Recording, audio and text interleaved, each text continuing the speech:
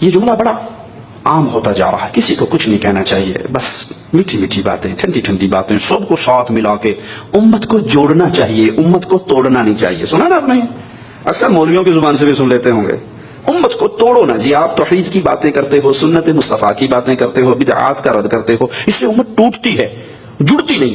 ہم نہ عقیدے کی بات کرتے ہیں، نہ ایمان کی بات کرتے ہیں، نہ سنت کی بات کرتے ہیں۔ ہم کہتے ہیں نماز پڑھ لو اتنا فضیلت ہے، روزہ رکھو اتنی فضیلت ہے، حج کرو تو ہم فضائل بیان کر کے امت کو جوڑتے ہیں۔ میں کہتا ہوں امت کو ضرور جوڑو، تھوکنال نہ جوڑو، ایلفی نہ جوڑو۔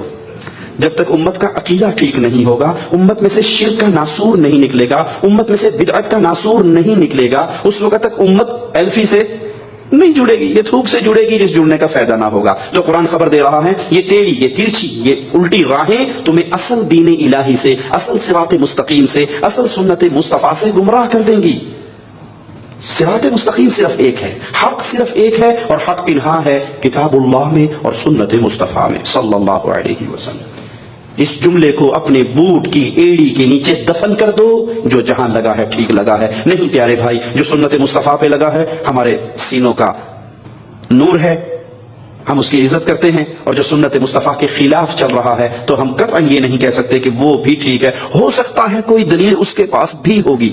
ایک تو 4 مذہب مشہور ہے نا، 4 مذہب ہمارے اپنے ملکوں میں 4 مذہب مشہور ہیں۔ ایک 5واں مذہب بھی ہے، شاید آپ کو اس کا پتہ نہ ہو۔ 5واں مذہب کا نام ہے مذہب ہوگا۔ مذہب ہوگا بھائی، آپ کے پیر صاحب نے اپنے قدموں میں سجدے کروائے اپنے مریدوں کے، کیوں؟ ہاں جی، وہ بہت بڑے بزرگ ہیں، ان سے پوچھا نہیں جا سکتا، اس کی دلیل بھی کہیں نہ کہیں ہوگی۔ بھائی آپ کے قادری صاحب کی ہم نے ایک ویڈیو دیکھی، اس نے مردے کو قبر میں اتارنے سے پہلے، بلکہ جنازہ پڑھنے سے پہلے، اس کا کفن کھول کے ہاتھ نکال کے اس مردے کی بھی بیعت لی ہے، اور یہ کہا ہے کہ بغیر بیعت کے اگر میں نے اس کو دفن کر دیا تو پھر ہو سکتا ہے یہ جنت میں نہ جا سکے، کیونکہ میرے سلسلے میں یہ داخل نہیں ہوا تھا۔ تو ہم اس کا کفن کھولیں گے، مردے کا ہاتھ باہر نکالیں گے، اس کو اپنا مرید بنائیں گے، سلسلہ قادریہ میں داخل کریں گے، پھر یہ قبر میں اترے گا، اس کی 14 طبق روشن ہو جائیں گے۔ ایک تھلو پیا پیا دیکھے گا، میں اللہ کی قسم کھا کے اس کے لفظ نقل کر رہا ہوں، یہ نیچے پڑا پڑا دیکھے گا، میری قبر پہ چیڑی آگے بیٹھی ہے، یہ چیڑا اس کو نیچے سے نر اور مادے کا بھی پتہ لگ جائے گا۔ اور اس مجرم نے واقعی کفن کھولا، ہاتھ نکالا، اور اس کے ہاتھ پہ اپنا ہاتھ رکھ کے بیعت لی۔ اب پوچھا جائے کہ آپ کے حضرت قادری صاحب نے یہ کام کیا ہے، یہ کہاں ہے؟ وہ جی آپ گستاخ لوگ ہیں جو پوچھتے ہیں علماء سے، کہیں نہ کہیں تو ہوگا، کہیں نہ کہیں تو ہوگا۔ بھائی کس خو میں ہوگا اس کا نام تو بتا دو، کس کتاب میں ہوگا؟ بیڑا غر کے دارین میں ہوگا، بٹاک العلوم میں ہوگا، کس میں ہوگا؟ نام تو بتاؤ۔ محمد کریم صلی اللہ علیہ وسلم کی سنت کا دشمن ہے وہ انسان جو یہ سمجھتا ہے جو جہاں لگا ہے ٹھیک، اور یہ وہ دروازہ ہے جس سے بدعات کا سیلاب داخل ہوتا ہے۔ ایک بدعت نہیں آتی، بدعات کا سیلاب آتا ہے، جو جہاں لگا ہے ٹھیک۔ کوئی سینہ پیٹ رہا ہے ٹھیک ہے، کوئی کوئلے چڑھا کے ماتم کر رہا ہے ٹھیک ہے، کوئی گھوڑے کے نیچے سے گزر رہا ہے ٹھیک ہے، کوئی گھوڑے کا تھوک چاٹ رہا ہے ٹھیک ہے، جو دلدل کے سامنے آ کے رکوع کر کے اس کے کان کے اندر بولتا ہے مجھے بیٹا چاہیے، 9 مہینے سے پہلے حسین کی دلدل اس کو بیٹا دے دیتی ہے، ٹھیک ہے، جو جہاں لگا ہے ٹھیک ہے۔ محمد کریم صلی اللہ علیہ وسلم پہاڑ پہ چڑھے تھے، اہل مکہ کو مخاطب کیا تھا اور کہا تھا قولوا لا الہ الا اللہ۔ ایک جملہ، سب غلط ہے، ایک جملہ سچا ہے۔ کفار مکہ نے آ کے ابو طالب کے سامنے شکایت ہی یہ کی تھی، تیرے بھتیجے نے گھر گھر میں لڑائی ڈلوا دی۔ آج کوئی نوجوان ہمارے مشائخ کے دروس میں آ کے جالیات سے جڑ کے مواحد بن جائے تو انڈیا پاکستان میں بابے کیا کہتے ہیں؟